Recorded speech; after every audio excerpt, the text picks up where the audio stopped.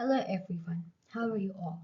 Today I'm going to explain the four types of assessments in the PYP, which stands for Primary Years Program. These assessments help students and teachers understand learning better and make progress more meaningful. Let's start with diagnostic assessment. This type of assessment is used before learning begins. It helps teachers find out what students already know and what they might need help with. But why is it so important? It is important because it helps teachers understand what students already know, as I mentioned earlier.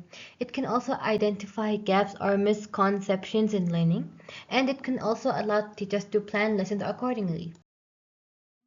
Formative assessment. This one happens during learning.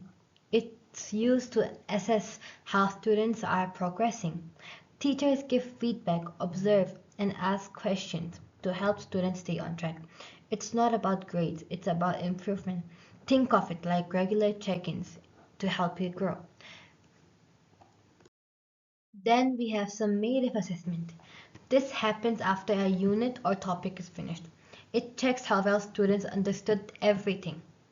This is usually graded and helps show what a student has really learned.